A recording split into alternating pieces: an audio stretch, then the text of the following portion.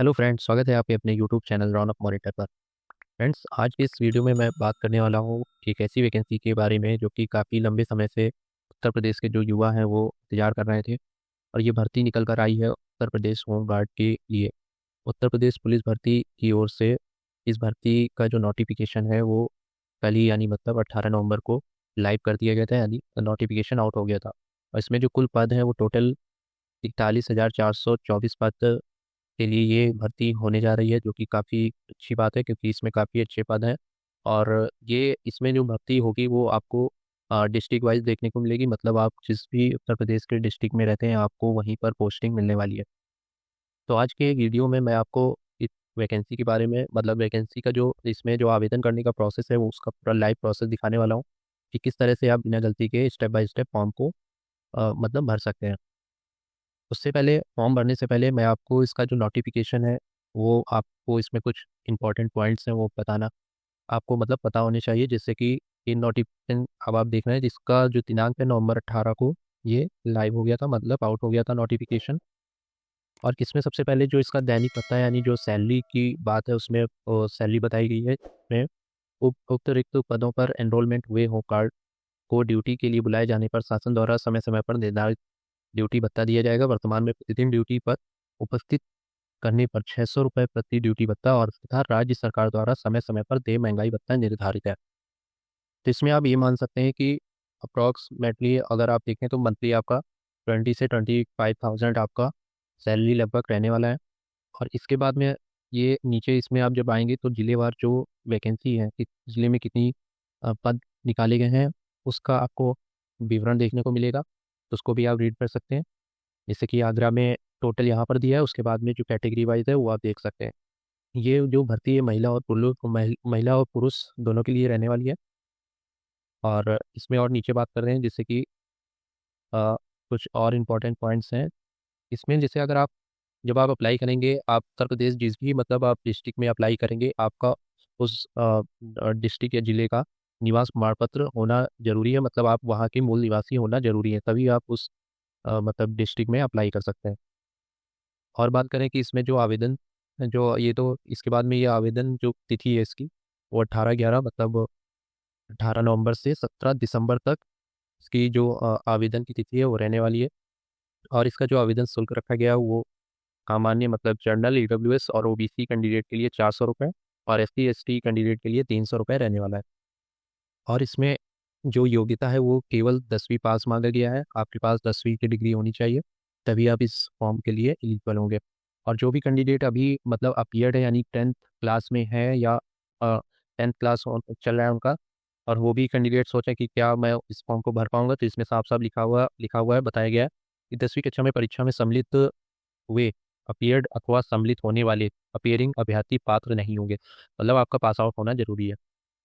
इसके बाद में इसमें कुछ बोनस अंक भी देखने को आपको मिलेंगे, यानी जो बोनस अंक जैसे जिन भी कैंडिडेट ने एनसीसी किया हुआ है, एनसीसी का जिनके पास A B C सर्टिफिकेट है, अगर आपके पास C सर्टिफिकेट है तो 3 अंक आपको मिलेंगे, B सर्टिफिकेट है 2 अंक मिलेंगे, A सर्टिफिकेट है तो 1 अंक मिलेगा। और साथ ही साथ भारत स्काउट एंड गाइड प्रमाण पत्र धारक का भी अगर आपके पास प्रमाण पत्र है तो 1 अंक आपको बोनस मिलेगा उसमें। और जिन भी कैंडिडेट ने आपदा मित्र प्रशिक्षण UPSDA से किया हुआ है उनको 3 अंक और बोनस में दिए जाएंगे। और जिनके पास 4 व्हीलर का ड्राइविंग लाइसेंस है उनको 1 अंक बोनस उनको भी दिए जाएंगे। तो ये कुल बोनस अंक हैं। और इसमें अब नीचे जो एज है वो जनरल और EWS कैंडिडेट की जो एज है वो 18 से 30 साल है। इसमें ये डेट ऑफ बर्थ लिखा हुआ है, मतलब इस TOB के बीच में जिनका डेट ऑफ बर्थ है वो जनरल EWS के कैंडिडेट वो आवेदन कर पाएंगे। और जो OBC के कैंडिडेट हैं उनको 5 साल की छूट दी गई है। और जो SC कैंडिडेट हैं उनको भी 5 साल और ST कैंडिडेट है उनको भी 5 साल की छूट दी गई है। मतलब वो कैंडिडेट 18 से 35 साल के बीच में, जो भी OBC SC ST के कैंडिडेट हैं वो 18 से 35 साल के बीच में, तो वो भी कैंडिडेट अप्लाई कर पाएंगे। हम बात करते हैं इसमें ये लिखित, इसमें आपका जो पेपर है वो ऑफलाइन पेपर होने वाला है। और केवल एक ही पेपर होगा, सामान्य ज्ञान से क्वेश्चन आएंगे, जीके से 100 क्वेश्चन होंगे, 100 मार्क्स के, आपको 2 घंटे का समय मिलेगा। एक क्वेश्चन 1 नंबर का रहने वाला है। और लिखित परीक्षा में 25% से कम करने वाले अभ्यर्थी इनरोलमेंट के लिए पात्र नहीं होंगे। मतलब आपको मिनिमम 25% अंक लाने ही होंगे, तभी आप आगे की प्रोसेस में एलिजिबल होंगे। OMR बेस्ड आपका पेपर होगा, ऑब्जेक्टिव। और और इसमें कुछ इंपॉर्टेंट पॉइंट्स आपको बता देता हूँ, जिससे कि और एक पॉइंट है। हाँ, इसमें आप ये देखें, विभिन्न आरक्षित श्रेणी के अभ्यर्थी द्वारा प्रस्तुत किए जाने वाले प्रमाण पत्रों की समय सीमा। ये आपको ध्यान से, मतलब आप इसको, काफ़ी लोगों को कन्फ्यूज़न होगा, जैसे कि उनके जो डॉक्यूमेंट्स हैं किस डेट के होने चाहिए, कितना साल पुराना होना चाहिए। तो उनको, उनके लिए ये इंपॉर्टेंट पॉइंट है। तो आप, जैसे इसमें बताया गया है, अनुसूचित जाति का जो प्रमाण पत्र है, यानी कि SC कैटेगरी का, उसका इन्होंने किस तिथि से जारी, ये डेट मेंशन नहीं किया है। मतलब अगर आपका 1 साल या 2 साल 3 साल पुराना भी है तो भी आपका चल जाएगा, बस जो लास्ट डेट है इस फॉर्म की उससे पहले का बना होना चाहिए, तो आप उसको लगा पाएंगे। उसी प्रकार से ST कैंडिडेट के लिए भी अगर 1 2 साल 3 साल पुराना है तो भी आप उसको लगा दें, कोई दिक्कत नहीं है, क्योंकि इसमें किस तिथि से वो मेंशन नहीं किया गया है, बस आपका लास्ट डेट से पहले का होना चाहिए। लेकिन वहीं जो अन्य पिछड़ा वर्ग जो OBC कैंडिडेट है, उनका यहाँ पर देखिए बताया गया है कि वित्तीय वर्ष 25-26 प्रमाण पत्र जो कि दिनांक 1/4/2025 से आवेदन पत्र जमा करने की अंतिम तिथि तथा अवश्य निर्गत जारी होना चाहिए। यानी कि 1 अप्रैल 2025 के बाद का बना होना चाहिए, और आवेदन की अंतिम तिथि के पहले का मतलब होना चाहिए। तो उनका जो भी OBC कैंडिडेट है उनको ये ध्यान रखना है कि उनका पुराना नहीं लगेगा, मतलब करंट जो ई वित्तीय वर्ष है 25-26 का ही उनका कास्ट सर्टिफिकेट लगने वाला है। उसी प्रकार से EWS का भी जो प्रमाण पत्र है, जो भी जनरल के कैंडिडेट हैं, तो उनका भी वित्तीय वर्ष जो है 24-25 तक का प्रमाण पत्र आपका यहाँ पे लगने वाला है। 1/4/2025 से बना होना चाहिए, और आवेदन की अंतिम तिथि तक का आपका उससे पहले का होना चाहिए। तो ये कुछ इंपॉर्टेंट पॉइंट्स थे फ्रेंड, जो कि आपको, अगर कोई कन्फ्यूज़न हो तो आपकी दूर हो गई होगी, उम्मीद करता हूँ। तो चलिए अब चलते हैं, देखते हैं कि किस तरह से आपको फॉर्म को अप्लाई करना है।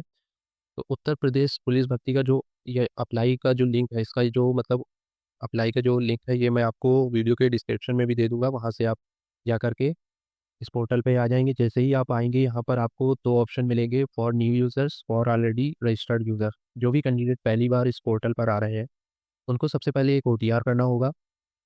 OTR करने के लिए यहाँ पर सबसे पहले रजिस्टर्ड हेयर पर आपको क्लिक करना होगा। अब रजिस्टर्ड हेयर पर जैसे ही आप क्लिक करेंगे, यहाँ पर आपको सबसे पहले अपना एक ईमेल एड्रेस देना है। ईमेल एड्रेस फिल करने के बाद में जनरेट ईमेल OTP पर क्लिक करना है। फिर आपके ईमेल पर एक OTP आएगा, उस OTP को यहाँ पर फिल करेंगे और वेरीफाई कर देंगे। ईमेल, कुछ लोगों की ये भी प्रॉब्लम हो सकती है कि उनके ईमेल पे OTP ना है, तो आप स्पैम वाले फोल्डर पे भी जाके चेक कर लें, अगर आपको डायरेक्ट शो नहीं होता है, क्योंकि किसी किसी के मेल पे या फिर कई बार हो सकता है कि आपके स्पैम में OTP जाए, तो वहाँ से आप देख करके इसको वेरीफाई कर लेंगे। फिर उसके बाद में उसी प्रकार से अपना एक मोबाइल नंबर देंगे, उसमें जनरेट OTP पर क्लिक करेंगे, OTP को वेरीफाई करेंगे। उसके बाद में वेरीफाई एंड प्रोसीड पर आपको क्लिक कर देना होगा। अब जैसे ही आपका मोबाइल और ईमेल वेरीफाई हो जाएगा, उसके बाद में आपके सामने कुछ इस प्रकार से इंटरफेस आएगा, जहां पर आपको सत्यापन करना होगा। सबसे पहले I confirm that I have completed 18 years of age पर टिक करना होगा। उसके बाद में आपको वेरिफिकेशन के लिए 3 ऑप्शन देखने को मिलेंगे, verification through Aadhaar, verification through DigiLocker, I am not currently registered with Aadhaar और डिजी लॉकर। जिन भी कैंडिडेट के पास आधार और डिजी लॉकर से मतलब रजिस्टर्ड नहीं करना चाहते, तो उनको थर्ड वाला ऑप्शन सेलेक्ट करना होगा। लेकिन आपका फाइनली जब आप एंड ऑफ प्रोसेस में जब आप जाओगे, तो जब आपका वेरिफिकेशन होगा, तो आपका आधार, और आधार मतलब मैंडेटरी, तो आपका वेरिफिकेशन में लिया ही जाएगा। तो आप जो पहला ऑप्शन है इसी को चुनें, ये इजी भी है वेरिफिकेशन करने के लिए। तो सबसे पहले वाली लिंक वेरिफिकेशन थ्रू आधार पर आपको टिक करना होगा।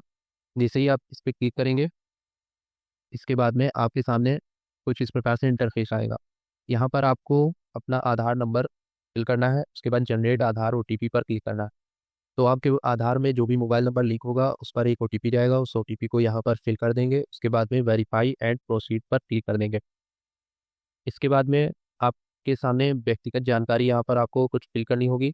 आपके आधार से कुछ डिटेल यहाँ पर फैच कर ली जाएंगी, जिससे कि आपके आधार में जो भी आपका पूरा नाम लिखा हुआ है वो आ जाएगा, आपके आधार में जो डेट ऑफ बर्थ लिखी है वो आ जाएगी, और जो आपका जेंडर है वो यहाँ पर आ जाएगा। ऊपर राष्ट्रीयता में, नेशनैलिटी में यहाँ पर आपको इंडियन सेलेक्ट कर लेना है। उसके बाद में यहाँ पे सेकंड वाले कॉलम में लिखा है मैट्रिकुलेशन हाई स्कूल प्रमाण पत्र के अनुसार। यहाँ पर आपको अपना पूरा नाम लिखना है, जो भी आपके हाई स्कूल के प्रमाण पत्र में है। उसके बाद में डेट ऑफ बर्थ यहाँ पर लिखना है जो भी आपके आधार कार्ड सॉरी हाई स्कूल के प्रमाण पत्र में है। उसके बाद में जेंडर को सिलेक्ट करेंगे, नीचे फादर का नाम देंगे कंफर्मेशन के लिए दोबारा से। उसके बाद में प्रोसीड पर क्लिक करेंगे। जैसे ही आप प्रोसीड पर क्लिक करेंगे उसके बाद में नीचे आप आएंगे, यहाँ पर देखेंगे आपको अपना एक पासवर्ड बनाना है। पासवर्ड आपका ऐसा होना चाहिए कि उसमें कैपिटल लेटर भी हो, स्मॉल लेटर भी हो, और एक स्पेशल कैरेक्टर भी हो, और न्यूमेरिक अल्फ़ाबेट भी हो, जैसे 1 2 3 ऐसे करके, और मिनिमम 8 लेंथ का होना चाहिए। ये आपको ध्यान रखना है। इस प्रकार से आप पासवर्ड बना लेंगे और आई एम नॉट रोबोट पर क्लिक करेंगे और preview and create an account पर आपको क्लिक कर देना है। जैसे ही आप इस पे क्लिक करेंगे आपके सामने जो भी आपने डिटेल भरी है, व्यक्तिगत जानकारी, वो पूरी यहाँ पर आ जाएगी। तो ये आपको ध्यान से देख लेना है। अगर कुछ भी गलत हो वापस एडिट पर जा करके इसको करेक्ट कर लेना है। अगर आपको लगता है हाँ सारी चीज़ें सही हैं तो यहाँ पर आपको मैंने उपरोक्त विवरणों में पुनः जांच की है और उन्हें सही पाया है, इस पर टिक करेंगे और क्रिएट एन अकाउंट पर आपको क्लिक कर देना है। जैसे ही आप इस पर क्लिक कर देंगे आपका जो अकाउंट है वो सक्सेसफुली क्रिएट हो जाएगा। अब आपको क्या करना है, सीधा लॉगिन के पेज पे जाना होगा। अब लॉगिन करने के लिए यहाँ पर इसको ओके पर टिक कर देंगे। ये पहला ऑप्शन दिया हुआ है लॉगिन विथ अकाउंट, तो इससे भी आप कर सकते हो, लॉगिन विद आधार आईडी से भी कर सकते हो। इनमें से आप किसी से भी आप लॉगिन कर सकते हो। तो मैं यहाँ पहला वाला ऑप्शन चूज़ कर रहा हूँ। तो जैसे ही आप इस पर क्लिक करेंगे आपके सामने कुछ इस प्रकार से इंटरफेस आ जाएगा। यहाँ पर आपको अपना मोबाइल नंबर टाइप करना है, नीचे जो आपने पासवर्ड क्रिएट किया है उस पासवर्ड को फिल करना है। उसके बाद लॉगिन पर क्लिक कर देना है। इसके बाद में टू फैक्टर ऑथेंटिकेशन होगा, तो यहाँ पर आप किसके थ्रू ऑथेंटिकेशन करना चाहेंगे वो आप यहाँ से सेलेक्ट कर लेंगे, सेंड ओटीपी टू ईमेल या फिर सेंड ओटीपी टू फोन। जिस पर भी आप टिक करेंगे उस पर एक ओटीपी जाएगा, उस ओटीपी को यहाँ पर फिल करेंगे, उसके बाद लॉगिन करेंगे। मैं यहाँ फ़ोन से कर रहा हूँ, तो जैसे ही मैं इस पर क्लिक करूँगा तो इस पर आपको एक जो मोबाइल नंबर होगा उस पर एक ओटीपी जाएगा, उस ओटीपी को यहाँ पर फिल करके लॉगिन कर देना है आपको। अब आप जैसे ही लॉगिन हो जाएंगे कुछ इस प्रकार से इंटरफेस आएगा। यहाँ पर आपको ऑनलाइन एप्लीकेशन पर आपको क्लिक करना है।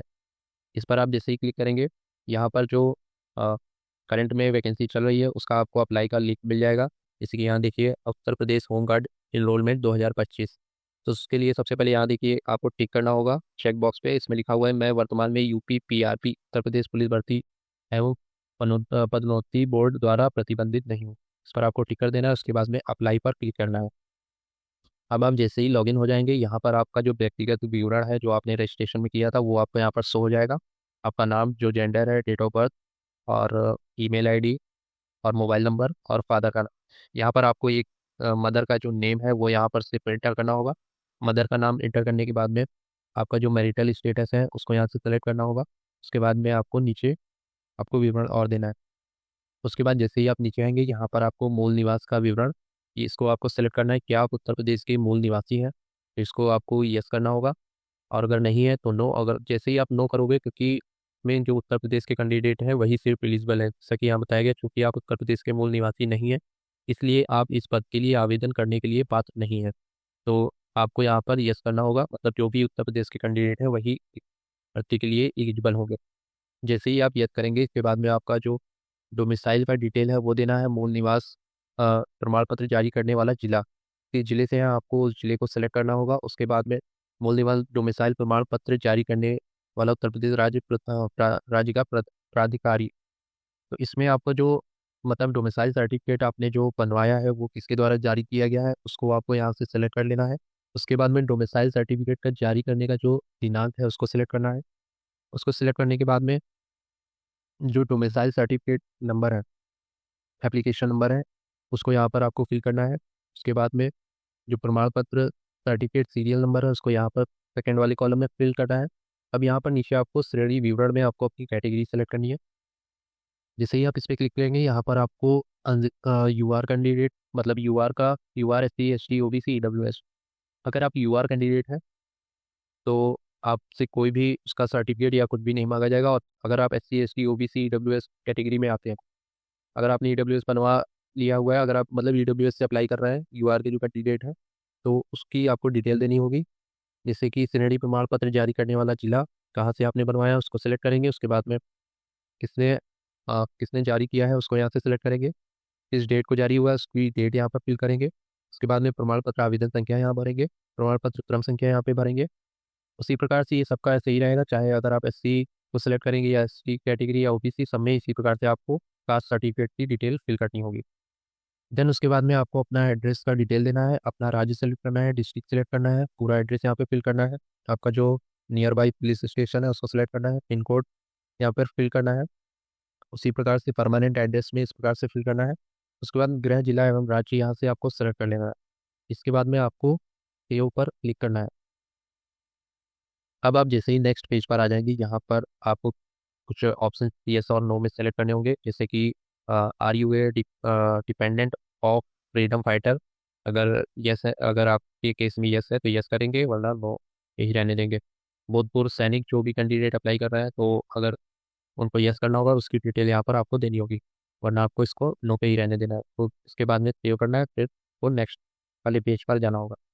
तो आप जैसे ही नेक्स्ट पेज पर आ जाएंगे, यहाँ पर आप मेरा एक्चुअली में जो मैं ये अब अप्लाई कर रहा हूँ, तो यहाँ पर मैंने पहले से ही एक्चुअली में मेरा जो रजिस्ट्रेशन है वो हो रखा था, इस वजह से यहाँ पर पहले से ही 10th का जो डिटेल है वो यहाँ पर ऑलरेडी शो हो रहा है। अगर आप पहली बार आपने रजिस्ट्रेशन किया है उसके बाद अप्लाई कर रहे हैं, तो यहाँ पर आपको ऐड करना होगा। ऐड करने के लिए यहाँ पर एक आपको ऑप्शन मिलेगा यहाँ पर, तो उसको आपको यहाँ पर ऐड करके आपको अपनी हाई स्कूल की जो डिटेल है वो यहाँ पर फिल कर लेनी होगी। उसके बाद में उसको सेव कर देना होगा। उसके बाद में आपको नेक्स्ट पर जाना होगा। अब आप जैसे ही नेक्स्ट पेज पर आ जाएंगे, यहाँ पर आपको यहाँ पर अब आपको डॉक्यूमेंट्स अपलोड करने होंगे। डॉक्यूमेंट्स में आपका जो डोमिसाइल सर्टिफिकेट है वो आपको अपलोड करना होगा, और जो भी आपकी कास्ट सर्टिफिकेट है, यानी अगर आप OBC SC ST EWS candidate हैं तो फिर आपको उस केस में उसका सर्टिफिकेट भी अपलोड करना होगा। उसके बाद में 10th का जो सर्टिफिकेट, अगर आपके 10th का सर्टिफिकेट और मार्कशीट अलग अलग है तो आपको अलग अलग अपलोड कर देना है, जिससे कि 10th का सर्टिफिकेट और मार्कशीट यहाँ पे अलग अलग ऑप्शन दिया हुआ है। अगर आपका एक ही में है, मतलब सर्टिफिकेट और मार्कशीट, तो आपको दोनों को सेम, दोनों मतलब दोनों में आपको सेम अपलोड कर देना है। इसको आपको अपलोड कर देने के बाद में यहाँ पर जो फोटो है, फोटो आपकी यहाँ पर लाइव कैप्चर होने वाली है। अगर आप मोबाइल से आवेदन कर रहे हैं तो आपको अपने मोबाइल कैमरे से अपना लाइव फोटो कैप्चर कर लेना है। यहाँ पर आपको उससे पहले कुछ सैंपल्स देख लेने हैं रिजेक्शन के, मतलब कि किस तरह से फ़ोटो नहीं होनी चाहिए। यहाँ पर जैसे ही आप क्लिक करेंगे, ये आप देख सकते हैं आपका किस तरह से फेस आना चाहिए, मतलब फ़ोटो में। तो उसी तरीके से आपको फ़ोटो को अपलोड करना है। फ़ोटो जैसे ही अपलोड हो जाएगा, देन उसके बाद में आपको अपना यहाँ पर एक सिग्नेचर अपलोड करना है। और डॉक्यूमेंट में आपको ये ध्यान रखना है कि जो यहाँ पर इनका पीडी ये आपको जो भी डॉक्यूमेंट आपके अपलोड होंगे, ये सारे पीडीएफ फाइल में होने चाहिए। अगर आपके पास पीडीएफ फाइल नहीं है तो आपको आपको सिंपली एकदम सिंपल सा मेथड मैं बता रहा हूँ आपको। सिंपल से क्रोम में जाइए या किसी भी ब्राउजर में जाइए और टाइप कीजिए जेपीजी टू पीडीएफ। इस पर जैसे ही आप क्लिक करेंगे, पहला ये जो वेबसाइट है आई लव पीडीएफ, इस पर आपको क्लिक कर देना है। ये बहुत ही इजी है यूज़ करना इसको। और यहाँ से आपको सेलेक्ट जेपीजी फाइल, जहाँ भी आपके फोल्डर में वो फाइल है उसको यहाँ से सेलेक्ट करने के बाद में उसको अपलोड करना है। और फिर उसके बाद में यहाँ पर साइड में कन्वर्ट टू पीडीएफ पे आएगा, उसको कन्वर्ट करके डाउनलोड कर लेना है। इस तरह से आप अपने फाइल को पीडीएफ में कन्वर्ट कर लें। उसके बाद में आपको अपलोड करना है। जैसे ही ये अपलोड हो जाएगा, उसके बाद में आपको सेव और फिर उसके बाद में नेक्स्ट पर क्लिक करना है। अब आप जैसे ही नेक्स्ट पेज पर आ जाएंगे, यहाँ पर आपको एनसीसी के लिए येस और नो पर टिक करना है। अगर आपके पास एनसीसी सर्टिफिकेट है तो येस करेंगे, वरना नो पे रहने देंगे। और उसी प्रकार से भारत स्काउट एंड गाइड का सर्टिफिकेट है तो येस करेंगे, वरना नो पे रहने देंगे। और आपदा मित्र प्रशिक्षण प्रमाण पत्र है तो येस करेंगे, वरना नो करेंगे। और 4 पहिया वाहन का जो ड्राइविंग लाइसेंस है, मतलब एलएमवी का अगर लाइसेंस है आपके पास, तो उसको यस करेंगे। और उसका जो फाइल है पीडीएफ में वो आपको अपलोड करना होगा। ये सब जितनी भी फाइल अपलोड हो रही है, ये आपको ध्यान रखना है 1 MB से नीचे का होना चाहिए, 1 MB से ऊपर का नहीं होना चाहिए। इसको अपलोड करने के बाद में यहाँ पे आपको डिक्लेरेशन देनी है, जिसमें आपको ये सभी टिक करने हैं। टिक करने के बाद में नीचे आना है अतिरिक्त एडिशनल डिटेल्स में, यहाँ भी आपको डिक्लेरेशन देनी है, ये सब आपको टिक करना है। उसके बाद में यहाँ जिस भी प्लेस से आप फॉर्म के इस फॉर्म के लिए आवेदन कर रहे हैं उस प्लेस का यहाँ पर नाम लिखेंगे। उसके बाद में प्रीव्यू एप्लीकेशन पर क्लिक कर देंगे। अब आप जैसे ही प्रीव्यू पर क्लिक करेंगे तो आपके सामने जो आपके एप्लीकेशन का प्रीव्यू पेज है वो ओपन होकर आ जाएगा। यहाँ पर आपकी सारी डिटेल आपको शो होगी जो भी आपने फॉर्म में फिलअप की हुई है, तो उसको एक बार आप रीवेरीफाई जरूर कर लें कि कहीं आपके फॉर्म में कहीं कोई गलती तो नहीं हो गई, जैसे मदर के नेम पे या फिर डॉक्यूमेंट का जो सर्टिफिकेट नंबर है या उससे रिलेटेड कहीं भी आप पूरा एक एक चीज़ इसको आप एक बार रीवेरीफाई कर लें। अगर सब कुछ सही है तो आप जैसे ही फिर नीचे आएंगे इसमें, तो यहाँ पर आपको कंटेंट देनी है जिसमें लिखा हुआ है मैंने उपरोक्त विवरणों की पुनः जांच की है और उन्हें सही पाया है। इस पर आपको टिक करना है। इस पर टिक करने के बाद में आपको सबमिट पर क्लिक कर देना है, और अगर कहीं भी कोई गलती है तो एडिट वाले बटन पर क्लिक करके उस ऑप्शन पे जाके उसको करेक्ट कीजिए। फिर उसके बाद में दोबारा से आपको इस पेज पे आके सबमिट कर देना है। अब आप जैसे ही सबमिट पर क्लिक करेंगे तो यहाँ से आपको अब आवेदन शुल्क जमा करने के लिए ऑप्शन आएगा, और यहाँ पे आपसे ये भी बोला जाएगा आवेदक आवेदन जमा करने के बाद जितनी बार चाहे संशोधन कर सकते हैं, लेकिन भुगतान पूरा होने के बाद कोई बदलाव की अनुमति नहीं होगी। मतलब अगर आपने पेमेंट कर दिया है तो उसके बाद आप करेक्शन नहीं कर पाएंगे, तो उससे पहले आप एक बार वेरीफाई जरूर कर लें। अब मैं इसको सबमिट कर देता हूँ। उसके बाद में यहाँ पर अब आपके सामने ये डिटेल आ गई है। यहाँ पर आपको पे विथ SBI पे पर क्लिक करना है। जैसे ही आप इस पर क्लिक करेंगे उसके बाद कंसर्न देनी है। कंसर्न देने के बाद में आगे बढ़ें प्रोसीड पर आपको क्लिक करना है। देन उसके बाद में आपको रिडायरेक्ट कर दिया जाएगा SBI के पेमेंट गेटवे पेज पर, वहाँ से आपको पेमेंट करना होगा। लोड होने में कुछ समय लगेगा, 1-2 मिनट भी लग सकता है, आप वेट कीजिए थोड़ा सा। अब यहाँ से आपको पेमेंट करने के कई सारे ऑप्शन मिलेंगे। आप चाहे डेबिट कार्ड क्रेडिट कार्ड से भी पेमेंट कर सकते हैं, या फिर इंटरनेट बैंकिंग के थ्रू भी कर सकते हैं, या फिर आप किसी भी UPI के थ्रू भी पेमेंट कर सकते हैं। अगर आपको UPI से करना है तो UPI पे सेलेक्ट करेंगे। आप UPI ID डालकर भी कर सकते हैं, या फिर UPI QR पे क्लिक करके भी आप पेमेंट कर सकते हैं। पेमेंट हो जाने के बाद में आपको अपने एप्लीकेशन का प्रिंट आउट निकाल लेना है। तो फ्रेंड्स, ये था कंप्लीट प्रोसेस। अगर आपको इसमें कहीं भी किसी भी ऑप्शन में या कहीं भी कोई भी मतलब फॉर्म में प्रॉब्लम आती है फिल करते समय, तो आप मुझसे कमेंट में पूछें, मैं उसका रिप्लाई दूंगा। उम्मीद करता हूँ आपको ये वीडियो पसंद आया होगा। अगर आपको वीडियो पसंद आया हो तो वीडियो को लाइक करें, शेयर करें, और अगर आप हमारे चैनल पर नए हैं तो चैनल को सब्सक्राइब जरूर करें। मिलते हैं फिर अगले किसी एक और ऐसी शानदार वैकेंसी के साथ में। तब तक के लिए धन्यवाद। जय हिंद, जय भारत।